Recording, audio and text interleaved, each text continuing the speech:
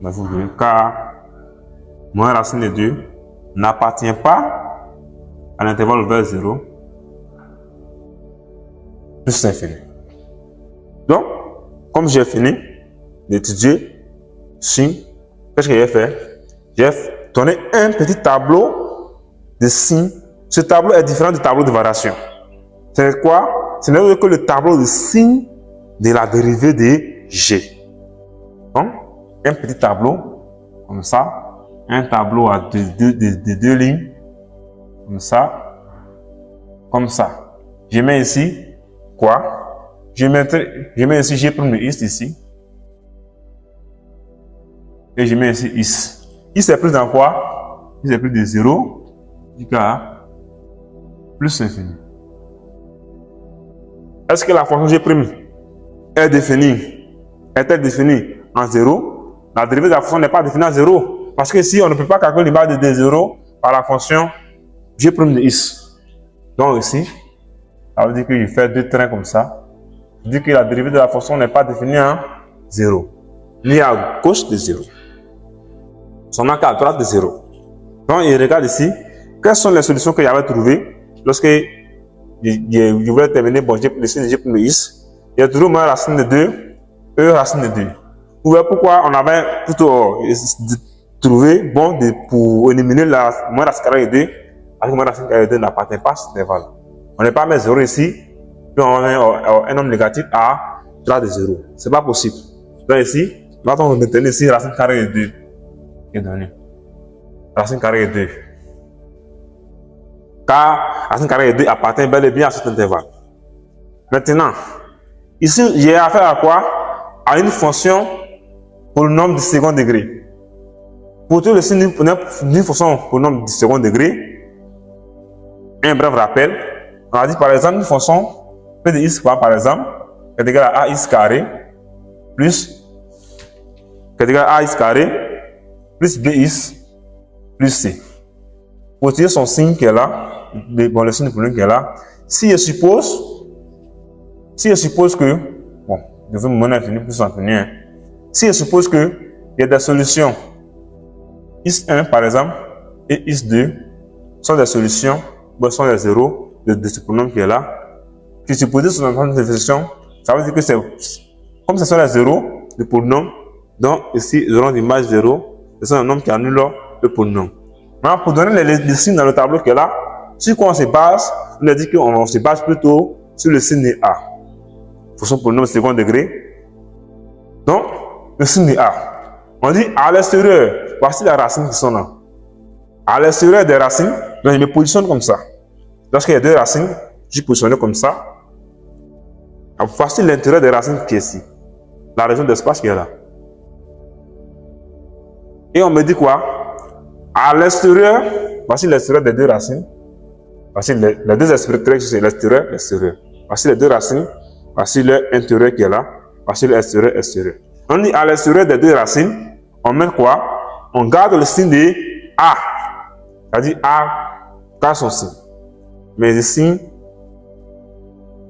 de A. Signe de A. Maintenant, à l'intérieur des deux racines, je mets quoi? L'opposé du signe de A. Opposé du signe de A. Donc, vous comprenez déjà pourquoi? Bon, vous comprenez déjà. Si le polynôme qui est ici, x carré moins 2, c'est aussi un polynôme de second degré. Pourquoi? Parce que le polynôme qui est le plus haut degré, c'est 2. Après, on parle du polynôme du second degré. Mon A vaut comme ici. Mon A, puisque le A, c'est le coefficient qui multiplie le nombre de degré 2. Donc, mon A ici, c'est égal à 1.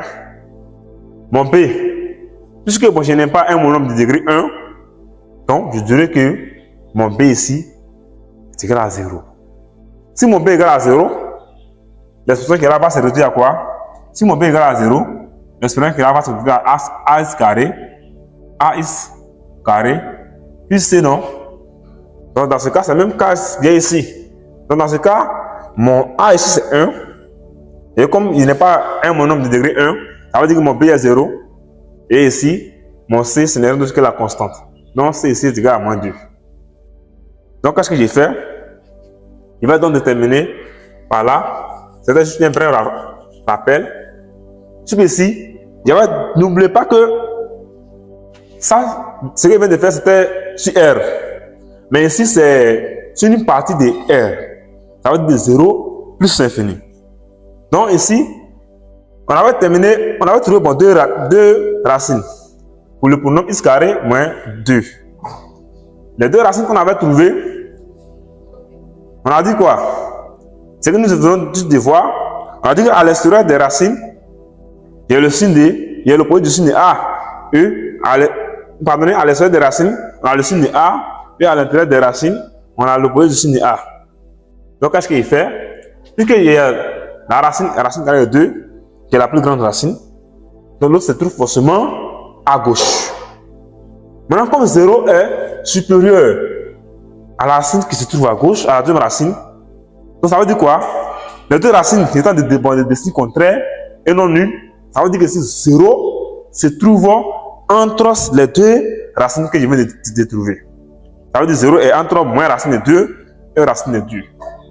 Maintenant, comme 0 est entre moins racine de 2 et racine de 2, donc je suppose que, puisque dans mon tableau ici, je ne vois pas les deux racines, pour pouvoir écrire, pour pouvoir me baser sur la constante qui dit que il y a le signe de, il y a le produit du signe de A à l'intérieur de la racine et puis il y a le signe de A à l'extérieur de la racine. Donc, puisque ici, je n'ai seulement qu'une seule racine qui est maintenue ici, donc qu'est-ce qu'il fait? Donc, comme c'est la racine la plus grande, donc, comme c'est le nom de la racine la plus grande, donc ça veut dire que à gauche de cette racine-là, je suppose que ça y est, je prends directement le signe de A à l'intérieur des racines. Mais à droite de cette racine-là, je vois que bon, cette racine-là, à part cette racine-là, bon, c'est un 0 de G plus X. À droite de cette racine-là, il y a le signe de A. Donc mon A vaut combien? C'est la question à poser. Puisque mon A vaut 1, et que je sais que 1 est positif, ça veut dire que ici, je vais mettre le signe positif ici. Maintenant, à gauche, puisque 0 même est dans si, comment on appelle ça? Est compris entre moins racine de 2 et racine de 2, ça veut dire 0 même est à l'intérieur des deux racines. Donc, le signe de la fonction G, le dérivé de la fonction G plus X entre 0 et racine de 2, c'est ça veut dire que un signe négatif. Moins. Donc, qu'est-ce qu'on dira? On dira tout simplement que ce qu'il faut retenir, on dira que quel que soit X appartenant à l'intervalle ouvert à 0, parce que G plus X n'est pas défini en 0, l'intervalle ouvert à 0, et puis racine de 2. On pouvait donc fermer en 0. Celui qui ferme on pouvait donc fermer en racine de 2. Celui qui ferme en racine de 2 n'a pas tort. Mais nous, on préfère donc ouvrir ici en racine de 2. Si on a ouvert en racine de 2, on dira que quoi? On dira que quelque chose X appartenant à l'intervalle 0, ouvert 0 racine de 2, on dira que G premier X est, comme c'est un signe négatif qui est entre les deux racines là, est tristement inférieur à 0. Donc celui qui avait fermé en racine de 2, allait plutôt dire que G premier X est inférieur ou égal. Donc vous voyez que peu importe celui qui dit, mais celui qui ouvre en racine de 2 doit forcément trouver une négatrice.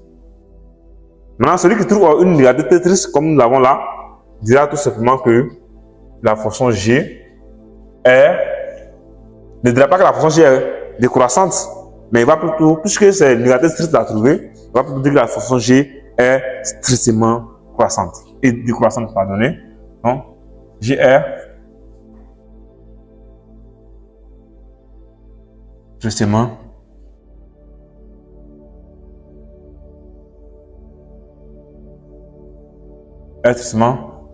décroissante. Pourquoi? Parce que la dérivée est négative sur l'intervalle 0 ouvert à racine de 2. Maintenant, celui qui avait fermé à racine de 2 et qui avait trouvé la dérivée de la fonction G plus X inférieur ou égal à 0, allait plutôt dire la fonction G